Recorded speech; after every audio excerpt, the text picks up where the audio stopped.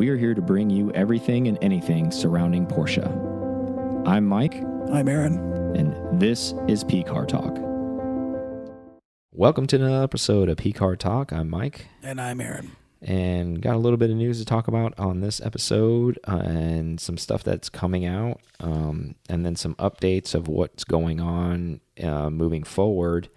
And additionally, and then we have a little bit of a fun thing on the second half of the show that Aaron and I kind of came up with, you know, 20K and which Porsche you're going to buy. So we'll get to that portion. But so let's get rolling and let's talk about it's kind of in the news. I mean, somewhat recent.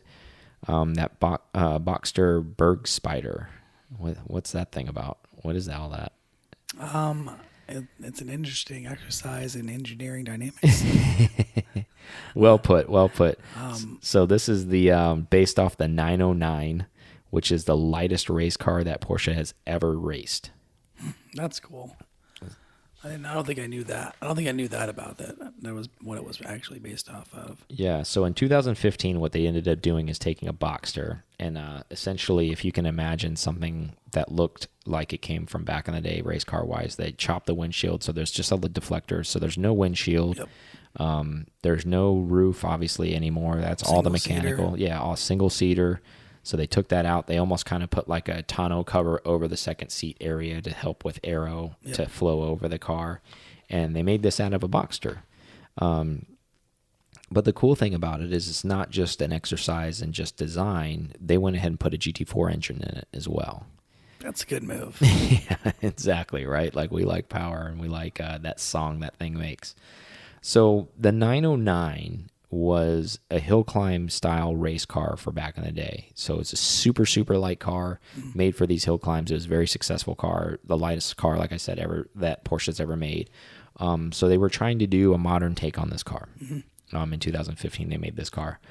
And I'll get to why this is relevant. I know this is, obviously I'm talking about this happened in 2015, but at the end of the story, I promise you I'll wrap it all together.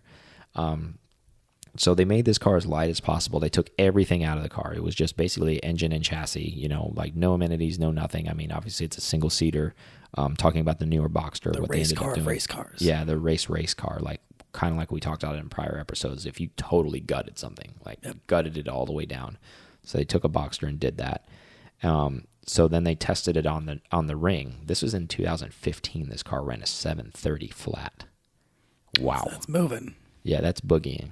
Can you imagine what that, maybe if they did, I haven't seen it. I don't know if they ever did because it's obviously in-house research, so they probably never posted it. Really post it. But what that must have been like for whoever was running in that open canopy car with like. It'd be a crazy feeling. Yeah, like a Can-Am car essentially, like in a modern chassis, like super scary. Just like back like, the entire time. Like. Well, with it being gutted the way it is, I mean, you're feeling every little thing. Yeah. Absolutely. And with the air, that has to be an interesting dynamic because normally, like you said, it's not open cockpit. It's not no windshield type deal. I mean, so do you like, so there's like a little. Can you push it as hard? It's a great question. I mean, if you're wearing a helmet, it's almost essentially it's like riding. You still have G-forces going extra heavy. Yeah, that's a good point. You know, maybe motorcycle-esque. I think there's a deflector. I mean, like. But who knows what that's doing? I think it's just channeling the air so it's not hitting you directly for what you're saying, like where it's pushing your head back. Maybe it's just so it can actually try to make it float over you. Separate it. Yeah, like where it breaks it, where it maybe will float up over you for a second. Yep. I don't know. But the point of why this is relevant. Well, this is relevant because they're actually going to show this car this year in person at the Bergspyder hill climb race. So this car's never been in public. People have shot pictures of it, but it's never actually been seen by just public eyes. This has always been an in-house exercise. And the reason for that is because they never produced the car. So it's just one of those concepts. As people could probably figure out, right? So like at a CEO level, they decided, the car did all these great things. And the reason why they didn't make it is not because of lack of, the engineering dynamic of it. Like obviously it was going to be a very competitive car. It was going to do very well. But from a production standpoint, they didn't really know the success level to be able to sell that car due to country safety regulations, not having a windshield, being a single seater, doing all these things, taking all the amenities out of it. Too many hoops to jump through. Exactly. So the lack of being able to sell the car kind of spooked the top brass at Porsche and said, hey, I don't really know what we're going to be able to do with this. It's a great exercise. This is a great car. So what I'm getting at, it's a one of one. But the car does exist. It's not just some like wonky prototype that you can take pictures of. It runs out. And it's about to have some race history. Yeah, it ran out. Yeah, it's going to go run it. It'll probably run this hill climb. It probably won't compete. It'll probably just run the race. I don't know if they're going to actually run it or if they're just going to show it. But people are actually, if you go to that hill climb race, you're going to get to see the car. So that's why I'm bringing it up and why that's relevant. That's happening this summer. And it's the first time they've ever brought it out. You know, like I'm sure people have seen on YouTube where they've had the specialized cars where they're in the vault. In Germany? I didn't look that up. I think it might be because Berg is castle in Germany. Yeah, that would make sense. And then a Bergspyder. I know it's a big hill climb race. That it's very popular over in that part of the world. So I would assume it's probably over there.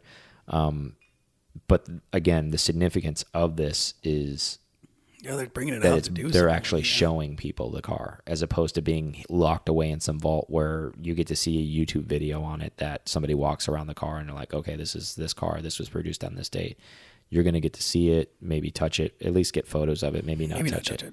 Yeah, it might be roped off. But the interesting thing is, so, you know, deciding against that and all that kind of stuff, where I want to go with this is, clearly, you know, they've decided from certain type of safety regulations they wouldn't be able to sell the cars in certain markets. Mm-hmm. That's fine. But it's never stopped Porsche from making a car before. If they can't sell it in certain markets, they just haven't cared. Don't sell it in that market. They're just like, who cares? I'll sell it in a different market. So with that being said, them showing this car off at this race, do you think this is going to add fuel to this fire where people are going to say, I want this car? The people that are going to get to see it at that race and the publications that are going to come out, the people that are at the race, the media that are going to be at the race, that are going to write articles about it, show pictures about it. Do you think this is going to rekindle the fire of people saying, hey, I can have it in my country. Can I get one of those? Do you think this becomes something super special where they can develop, or what do you think? So you think that they're trying to do a flagship Boxster? That's a good question. They don't really have that. Yeah. I don't know that it would be a resurgence. I'm sure they sell 1 million of those things. It's an interesting, or do you think it's their start back into some hill climb races that's not with a 911? That's where my headspace is more like, why now? Why bring this car out now? You've had it since 2015. It's 2019. You've had it for 4 years. You're going to bring it to this hill climb race now? Unless it's taken them 4 years to figure out how they're going to legalize it, and then now they're hyping it up. That's a good, this could be its hype tour. Yeah. And then they are going to launch that car. I mean, got to kind of read between the lines, guys, a little bit on these, because that's what we're trying to do. And it could just be like, hey, they're bringing it out to celebrate. What are they celebrating, though? Just to show it. I mean, but why wouldn't they have shown it then? You know, that's another thing. It's like, so is this a prelude to something that may be coming? Maybe. You know, is this maybe going to be so rare that, you know, they're going to make so few of them? They're going to make 20, 30 of these cars because they can only sell them to certain markets. And maybe, you don't have a GT car in that class, in the Boxster class. It's only for the Cayman. So how could you make it special and bring history into it? Yeah, I mean, I guess if you sell it behind a hill climb, because hill climbs are coming back, they're getting very popular. Like, people are starting to do them again. They kind of died there for a little while. And there wasn't too many going on, but it seemed like more people are now starting to get back into that motorsport side of things and the hill climbs and things like that. I don't know. I mean, do you buy a car only for hill climb purposes? I don't really know if that really makes sense, but people that do racetrack stuff, maybe you're a hill climb guy. Yeah, I guess so. I mean, I guess anything is possible. Or maybe you're a racetrack guy that wants to get in hill climbs, and then now it's a myriad of things that you could say to it. But I mean, it looks like they're just trying to bring some more history for the Boxster. Yeah, you like maybe show that it's, you know, has some depth.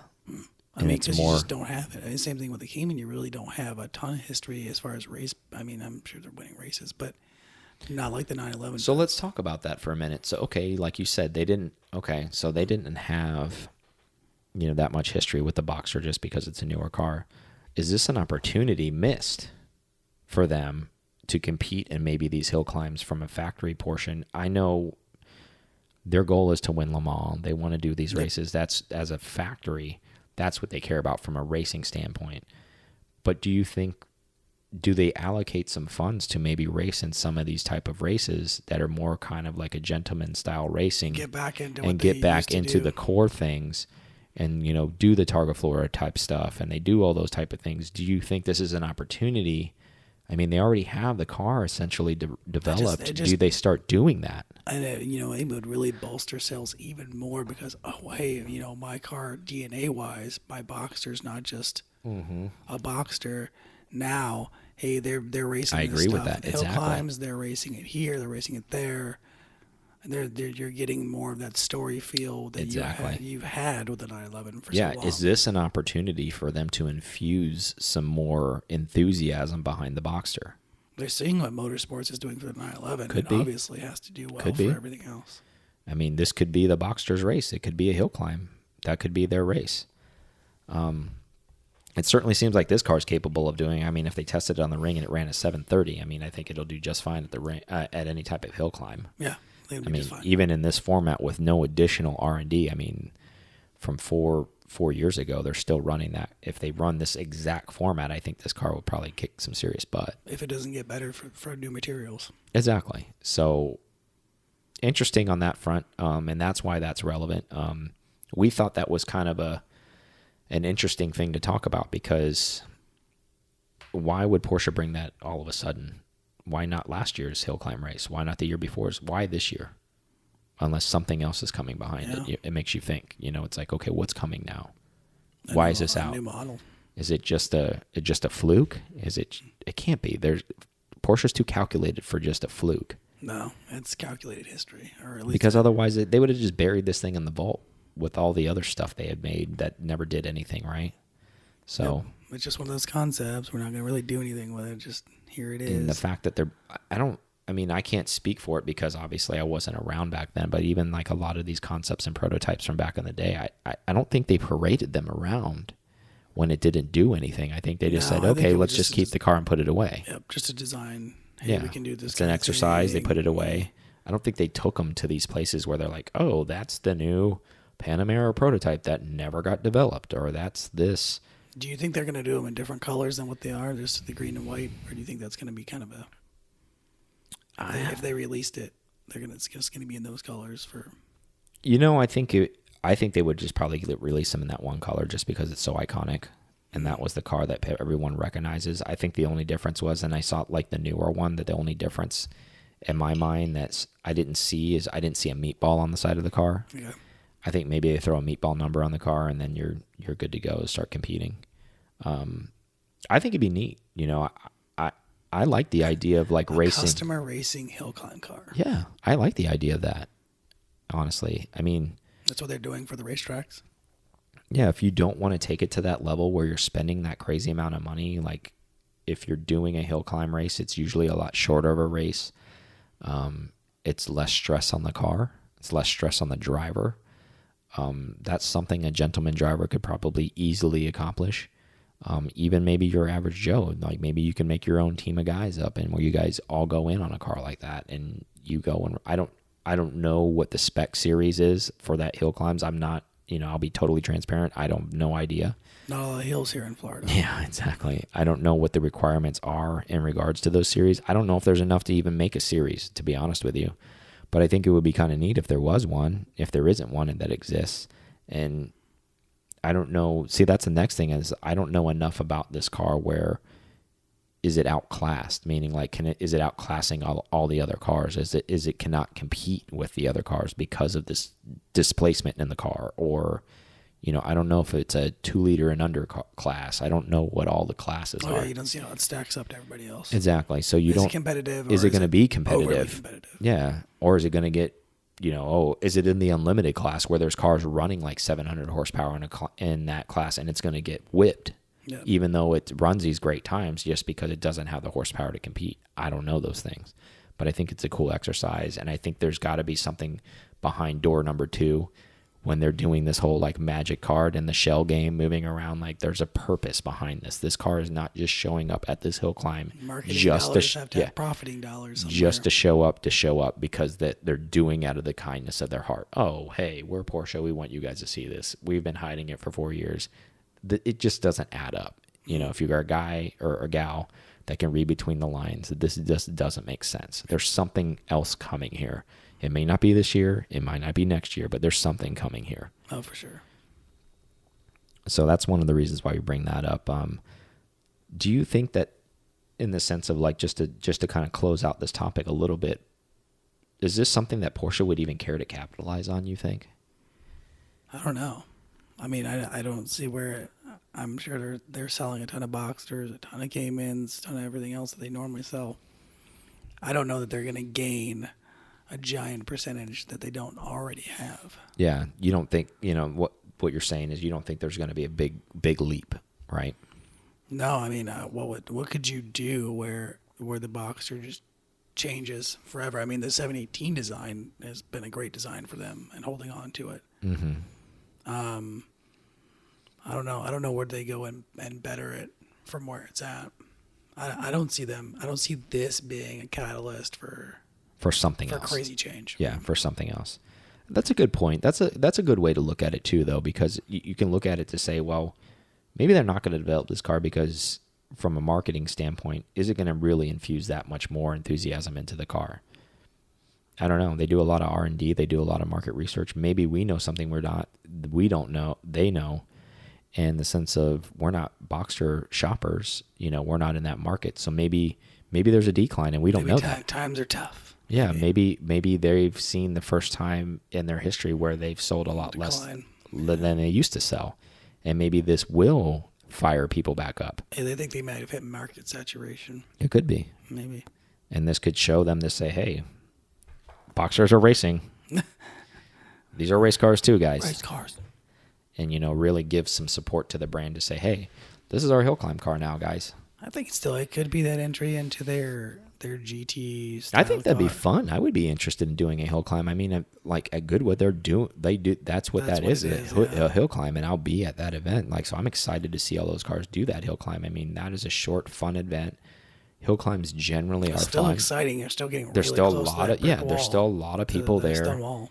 There's a lot of people to go there, and I think the cool thing about a hill climb compared to like some type of like high class like IMSA race or anything like that, or even like even if you're trying to do like HSR, like there's a lot less invested for the racer at a hill climb level compared to being at an HSR, like having to get the car dialed in, doing all those extra things. It's not an endurance thing. I mean, it's not laps. It's really just setting that time. And you got to make sure it can do it once. Yeah, and this car could easily live in both arenas, right? It could live if you can manage to get it qualified to be a daily driver or whatever location you end up living in geographically and taking it to a hill climb. And even if you can, and it only lives as a race car, you can still find ways to put it on a street. Everybody always does, right? So that'd be cool. To see just a Bergspyder just blowing down the road. Whoa! What was that? You're like, that car didn't have a windshield on it. And he's not wearing a helmet. He's a brave man. He's wearing goggles. Or she's not even wearing goggles. Exactly. So I just wanted to talk about that, and that's why that was relevant, guys. So if you haven't seen that, go ahead and check that out on the internet. It's pretty wild looking. I'm sure you guys have seen it. Definitely check that out. In the comments below, let us know what you guys think of that car. Let us know if they should actually post that car, make that car, do whatever they're going to do with that car, what your theory is, why they're showing that car now.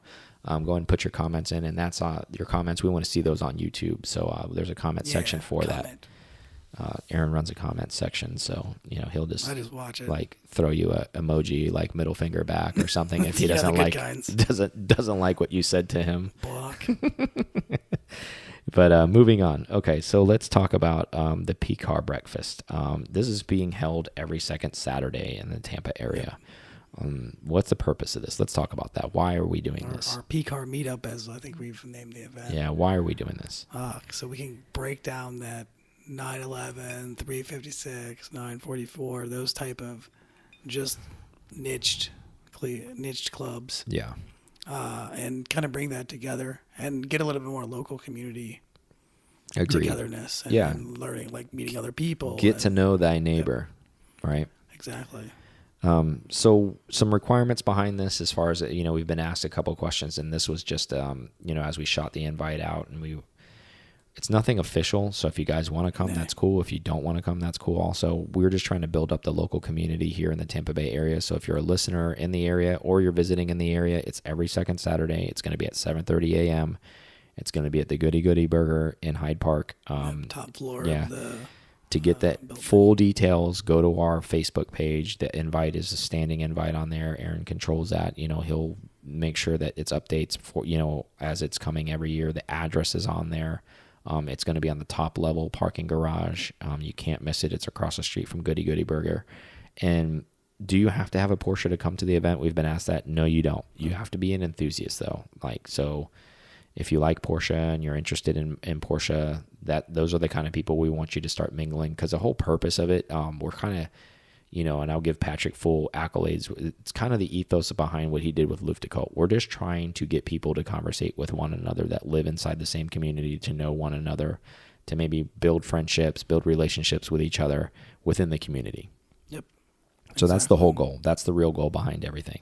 Person to person, talking Yeah, it up. and if you're aspiring to own a Porsche, or like we said, and you don't have a Porsche, or you want to have, you can come to the event as well. You can have breakfast. The only thing we ask is maybe try not to park directly next to everything, with whatever you're driving that day, as a courtesy to the other drivers. But definitely engage yourself in the conversation with everybody's there. Hey, I'm looking at getting a 996. Hey, I'm looking at doing this. What do you think about a Boxster, or, from a first car? Yeah. Think about getting one. What do you think about that? It's just Porsche guys having a conversation, having some breakfast, and just trying to, again, gain strength within the community, put some faces with some names. A lot of us know each other on Instagram, but we've never met with one another. So that's a whole purpose behind that, right? Yep, So just getting some Porsches together. yeah, I think it's a good thing, and we've already had some quite a bit of response behind the car itself. I mean, the meet. We got a car now, apparently. I know, right? It's a whole car. But it's a good meeting spot, and we've picked it out purposely, and we've been asked that too. Why'd you guys pick this place? It's somewhat centrally located. It has a good view of the city from a skyline perspective for photos, and additionally, it has great parking. There's tons of parking there. Yep. So those are always the factors, and the food at the restaurant's really good. And usually it can accommodate seating pretty well. It's pretty easy. Yeah. Today. So, from our first one, we had quite a few people. I would say we had 16 cars and probably 20 plus people. Some people brought a friend and things like that. So it was a pretty successful first meet. I'm sure it's just going to grow from there. Recommend the French toast if you haven't had it. Yeah, It's tasty. fingers crossed that hopefully we can control this animal. Hopefully we don't monopolize the entire parking garage, because there's not going to be enough food places. There's a second parking garage right across from that one, but that would be crazy. I think there's a second. There's two food places to eat there. You don't have to eat at Goody Goody, but it's basically just to get people together, like I said. And that's all it is. And we want to, thank everybody who did coming out to the first event. If you're listening on the show, thank you guys so much. You 25 people that ended up coming out, and looking forward to growing it from there. I'm really looking forward to it. So It was cool that it wasn't just Mike and me. Yeah. We could have easily had over 30 something. We had I 5 or think 6 close friends of ours that slept in. It didn't even end up coming. It's a little rainy outside. I think that kind of spooked some people away. We could easily have, this is no way of a brag by any means, but we could easily have probably 40, 50 guys out there, or girls out there with cars. Probably.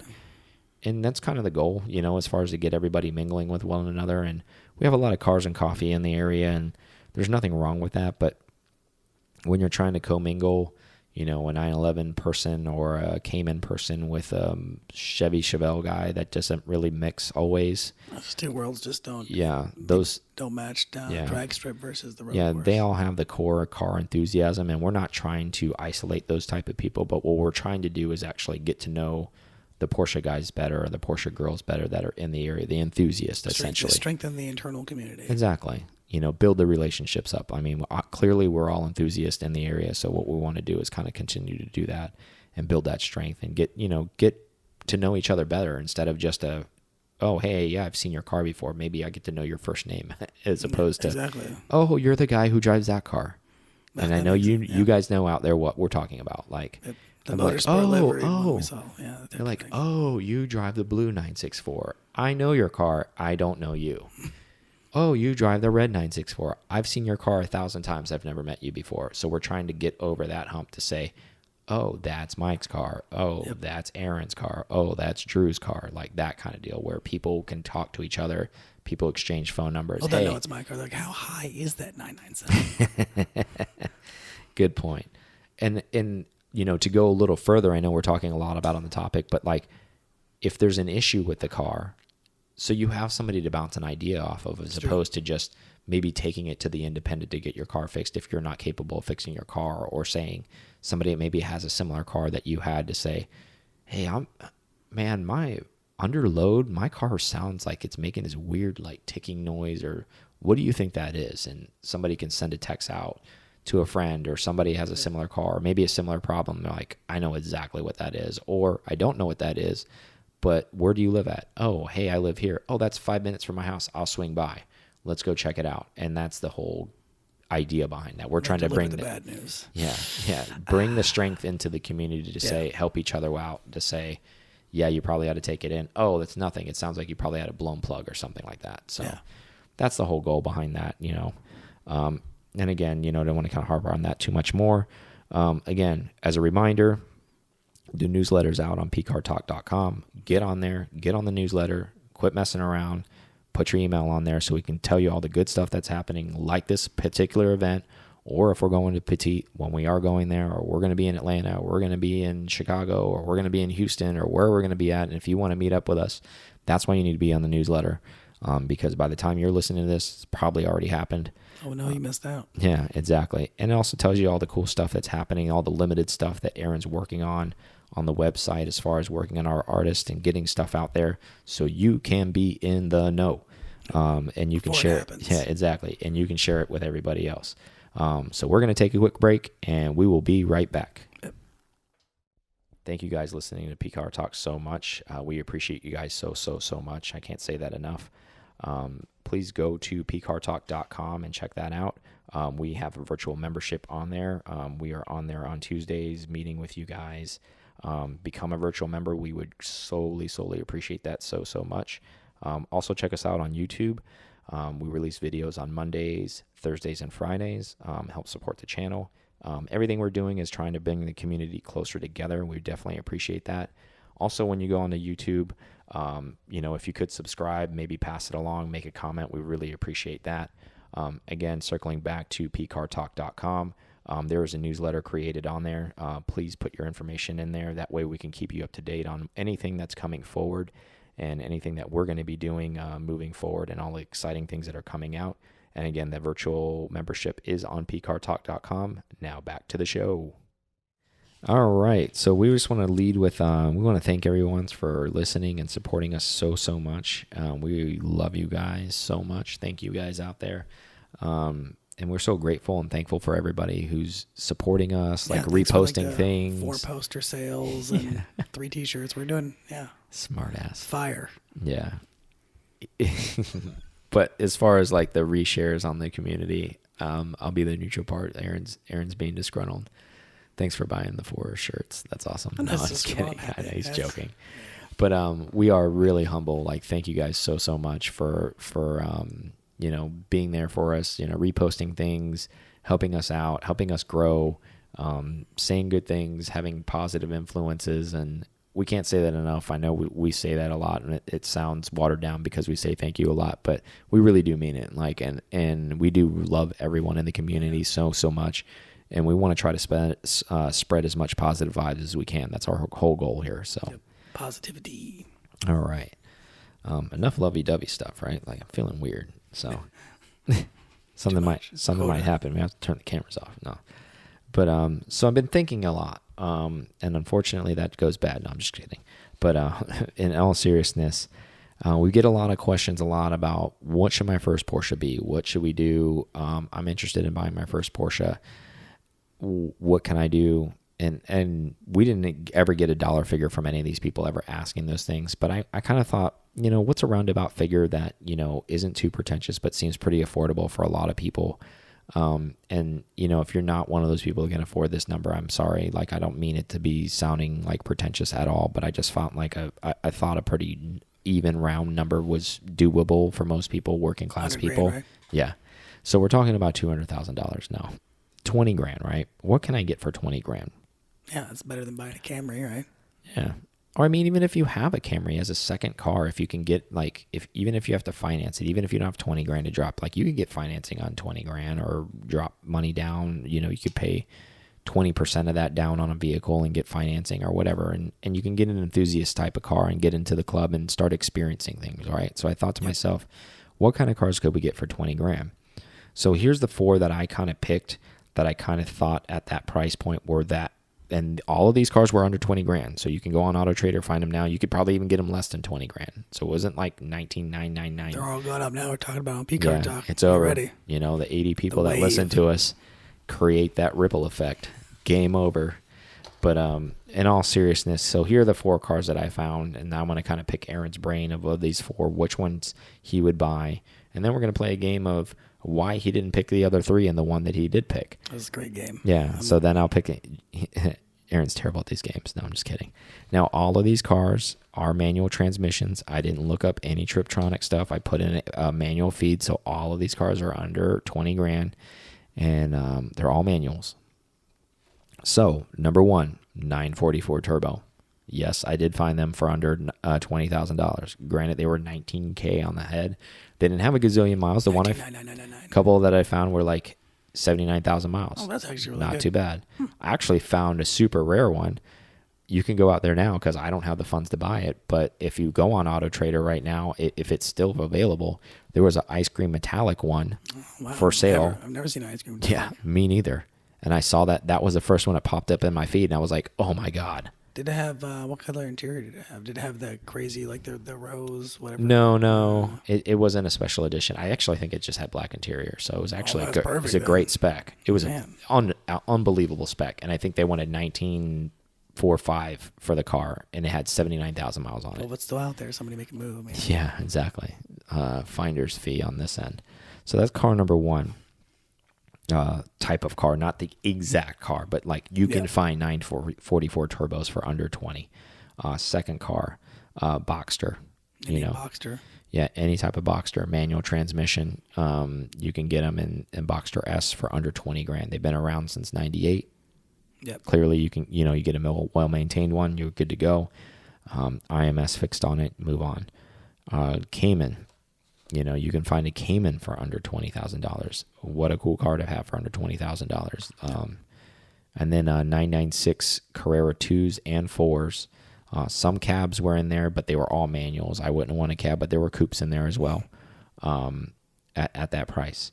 So now with that being said, with all of those being out there, which one of those 4 would you pick, and tell me why you would pick those 4? No, because we're an only 911 show. As we've been accused of, right? You only talk about 911s. But to bring up the topic Does Porsche make other cars? I don't know. I don't see any other cars. I wouldn't go 9.4. Well, I'll just say which one. Yeah, I talk want through 'em. first. Well, I wouldn't do Work it out. 944 turbo. You wouldn't? I wouldn't. Okay. We'll Just talk about because- the reasons why. You can do it now if you want. If you want to talk about each one. We'll follow up with it. We'll follow up with that. Okay. So, just choosing out of those cars, I would probably do a Carrera 2 996. Okay. Now you tell me why you would pick that car. Well, one, it's manual, which we like that. Okay. I think the It's a 911, and that's all you see. 911. That's all I can. That's all that matters. Exactly. Gets everything just blind to everything else. It's rear wheel instead of all wheel drive, which I think is going to be better, just handling wise and weighted wise, balance wise. Mm-hmm. I think I would like that feel more. I mean, it's not really. I think that technology wise, I think they're all about even. Yeah, pretty much all these cars in the years that you'd end up picking them are pretty much, a lot of them are I think they're analog. almost, yeah. So, I mean, technology doesn't really matter. Plus, it's not. I mean, it could be your daily driver. All of these cars could be your daily driver too. So it's not that big of a deal. And they all seem to have like, why would they all seem to have?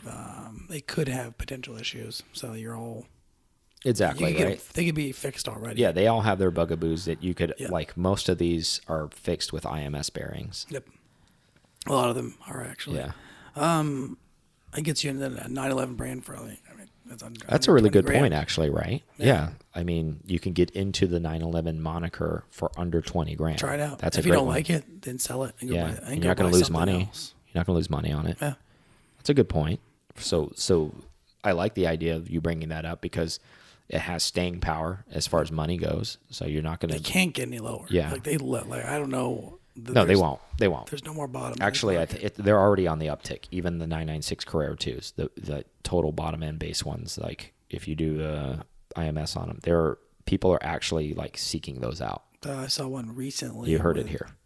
With a full, I think it was a rebuild motor with 60,000 miles on it or something like that. Maybe less than that. Mm-hmm. I think it was like 69. That's a hell of a deal. A hell of a deal. And it already had coilovers and a bunch of other stuff. Hell of a deal. Hell of a deal. IMS fix, all that good stuff. Yeah. Okay. So we've heard the reasons why. So let's start rewind a little bit back. 944 turbo. Why would you not want that car? For the turbo. Okay. Not reliability purposes. I would say reliability at some point, and even in 19, it's going to be decently high miles for a turbo. Mm-hmm. That's going to need to be replaced. I have never owned the turbo version, but I've heard they can be finicky. Yeah, I've heard that as well. You're not really going to get. You're going to get some power out of it, but it's not just because it has a turbo. It's not going to be. Yeah, I've heard from a reliability standpoint, it's a lot of work and a lot of dollars thrown into a fire, is what I've heard. I guess so. Okay, so Boxster. I just don't think. I think it's probably a fun car. I don't think that it has enough fun as far as power wise. Mm-hmm. Like I think it could be, like anybody else says, they could have more power into it. I'm not that big of a convertible fan. Okay. So fair enough. That was probably my two things with the Boxster, and those ages. It shared too much. I mean, I can get the same thing with the 911. I'm getting the same headlights, the same front quarters, and I might as well go all in and get a 911. Okay. Versus most of one. Okay, so Cayman, why would you not want that? So you can't use the convertible excuse here. Well, I don't know that I wouldn't want the Cayman. I just know that if in the realm, if I could own the icon, the brand, that's where I would want it. I'd probably go back and forth. Yeah. That would probably be almost a tie. A tie between the Cayman and the 996. Yeah. Just because the Cayman's going to have a little bit newer technology as far as motor-wise. Mm-hmm. It's still going to have better balance. But then I'm giving up.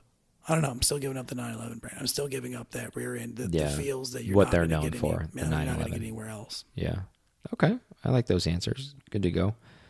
So which one I would pick? Yeah, which one would you pick? 944 turbo. Yeah. 996 Carrera 2, 4, Cayman or Boxster. I'm going to go against the grain here. Okay. I'm going to surprise people. I would go with the Cayman. Okay. And the reason why I would go with the Cayman is because it's mid-engine. Yep.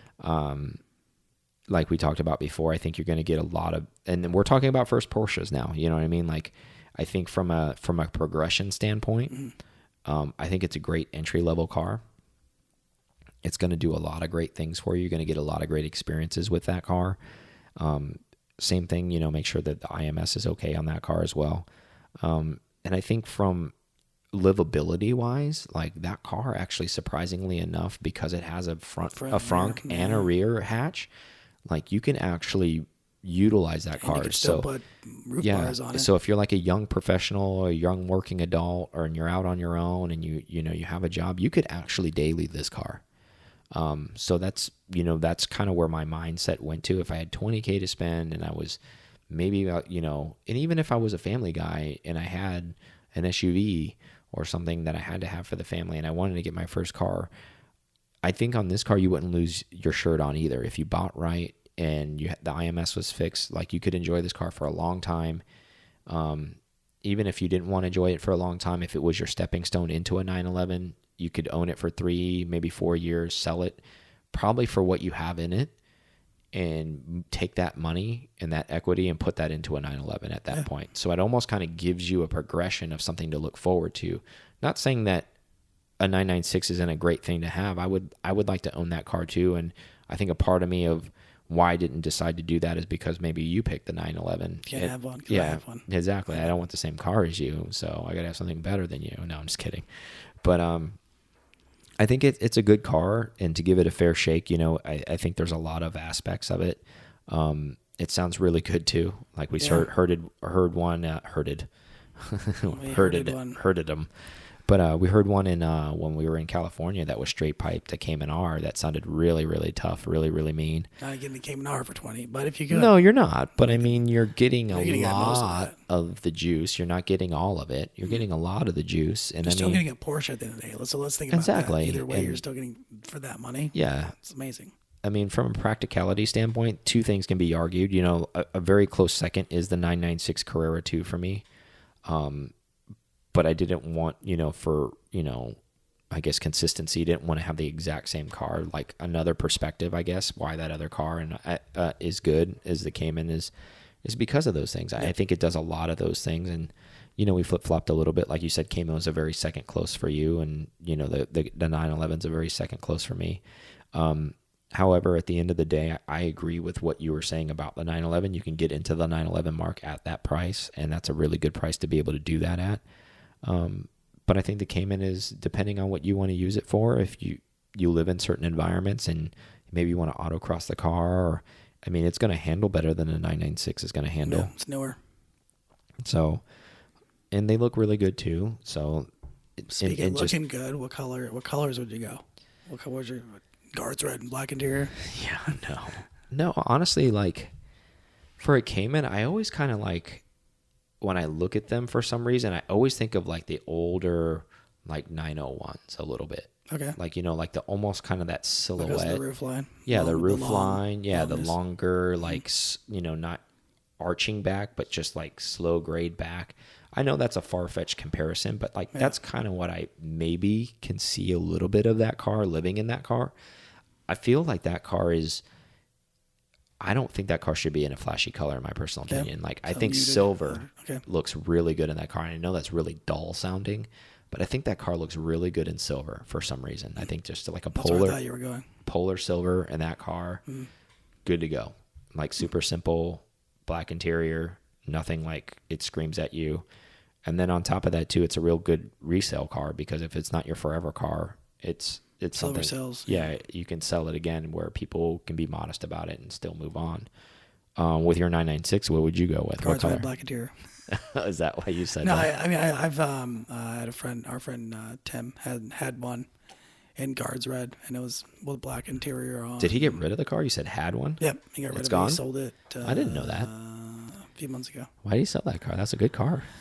Because he's got a lot more. He had to make room for more things. I know. So The life of having 25 cars. yeah, somebody's got to do it. That was a cool car to have, though. I mean, lowered too. yeah, it was a good looking car. Very good looking car. Yeah, that's the only reason I would go guards. That would have been a great 996 to have. Or maybe a blue color if I could find it. I don't know. I mean, I don't Yeah, I know like them in that color. The navy color looks good in that car. Oddly enough, I mean, I like silver. I like the 996 in silver. Yeah. Where it's kind of. Well, they did that GT Carrera GT color or GT silver. Yeah, GT silver. Yeah. That looks good too. Seal gray in that car looks good. Yeah. I like that color. Actually, I take that back. Like if I bought a 996 Carrera 2, I would speed yellow. Nah, that's too much for that car. It's more of a subtle car. I think I'd seal gray. I think could be a home run in that color. Pretty cool. I'm not really a black color. I mean, if you could find, I think the dream spec, I think in that car for subtlety would be a white with black interior. But I think there was all the white ones had like tan interior for some reason. So yeah, you don't see too many white ones, I guess. No. So I think that'd be a pretty cool color to have in that car. So we just wanted to play the game a little bit with you guys. And, you guys tell us what you think as far as what goes into those cars. I mean, what do you guys... let's talk about that a little bit more. So we talked about the turbo not being reliable, right? You had a It's 940. just- I know it wasn't a turbo, but like, what do you know from what you know about 944s to stay away from the turbo? What are some things like? Is it like tunability? Is it just it's just reliability. Well, I would say I think it's reliability after you start messing with Playing with after it, you start trying to going dial 'em up. and trying to pump it up and do some Lindsay racing parts. That's one of yeah? the main places you'd buy Things start to fail. because Yeah. you're just they've made the efficiency tolerances to where they're at. Yeah, and they're much the pretty limit. much maxed. Yeah. Yeah, that makes sense.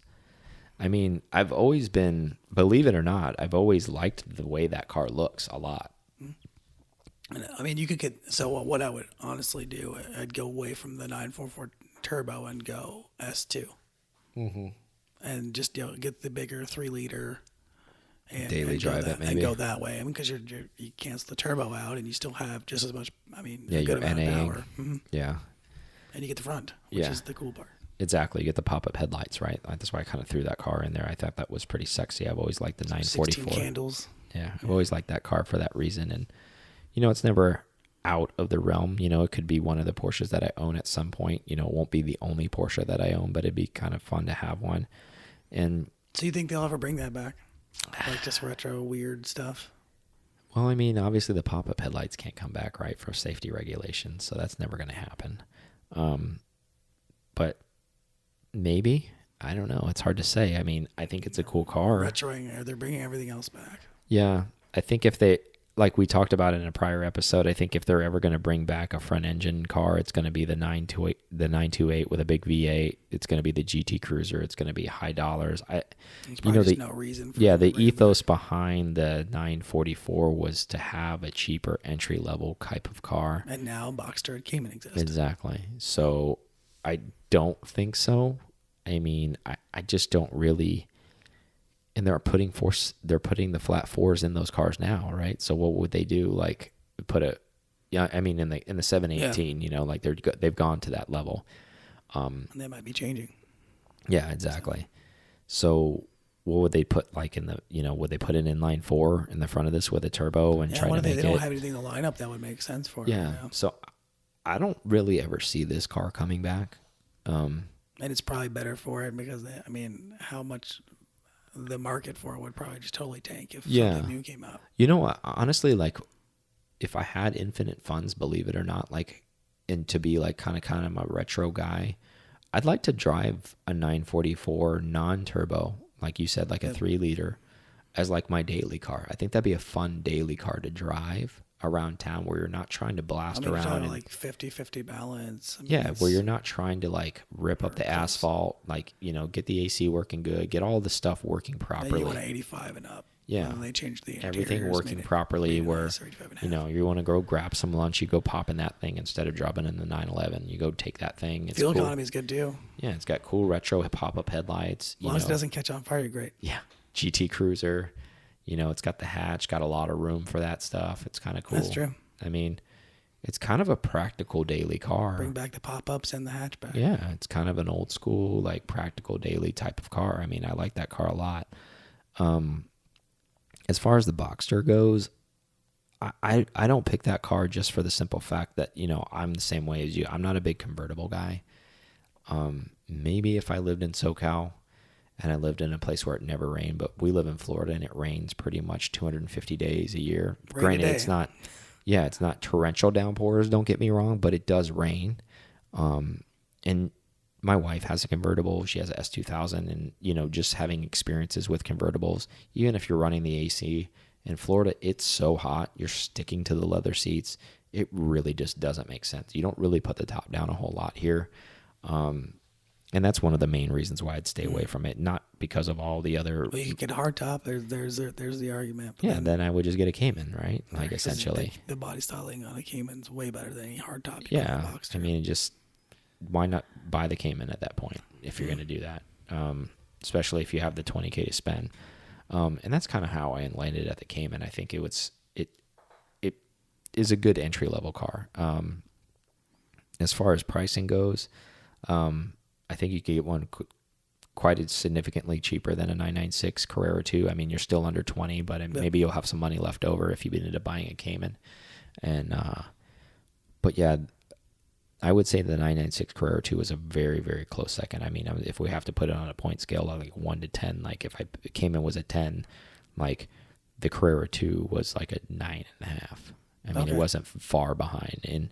And I think when I let you lead with the answer when you picked Carrera 2, I think just for entertainment's sake, I didn't want to like piggyback on the same reasons why I would have picked that car. But clearly, you know, we fit the stereotype. Yes, we're a 911 show. If you haven't figured it out, we're only 911s, guys. That's it. Game over. Like, smash the gavel.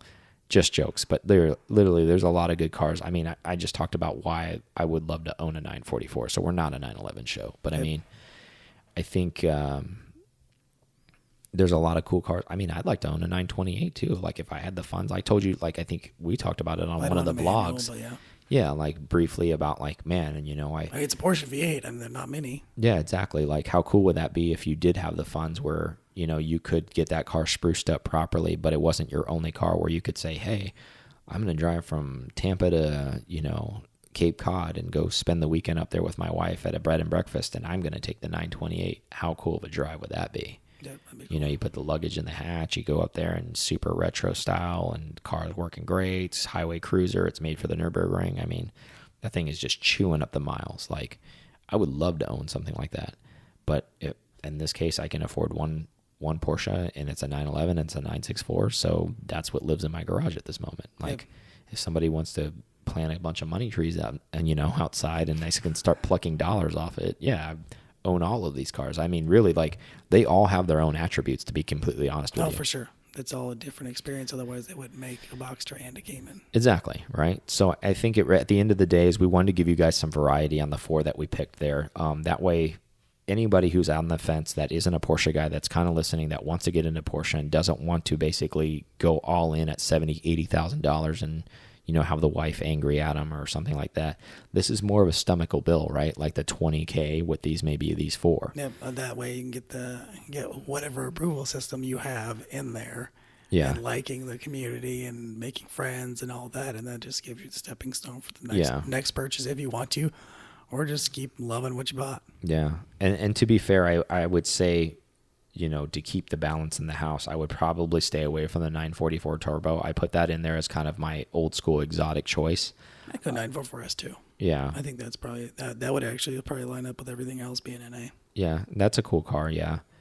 But as far as like Aaron and I were pretty much on the same page. We just swapped our number 1 and number 2. So for your answer to, to summarize, if you guys are out there and you're looking for something, probably 996 Carrera 2, with the IMS already fixed in it, unless you saved a couple extra funds to fix it yourself, or you're looking at a Cayman, early Cayman, making sure the IMS is fixed in that as well. But those are the 2 that we recommend. Please tell us in the comments below what you guys think. Get in there, get engaged. If you own one of these cars, tell us which one. Maybe some random person has owned all 4 of these, and maybe the 9440 Turbo is the best car ever, the most solid, reliable thing, and we're so wrong about it. Yeah, and we're only just repeating things that we've heard. Exactly. So, because we haven't owned any of these cars, but we're just picking from a list and the things in the research that we've done and the things that we've looked at. But please comment below. Let us know what you think. Is there a car that we left out, maybe, that should be on this list for under 20 grand? That's a Porsche that you think that is a collectible car for somebody that entry level into a Porsche. Or are these 4 solid, and which one of these 4 would you pick, right? Yeah. So other than that, we want to thank you guys so much for the support, and we are out of here. We'll see you on the next one. Yep, see you guys. Thank you so much for listening to this episode of PCAR Talk. Connect with us on Instagram at PCAR Talk or online at PCARTalk.com.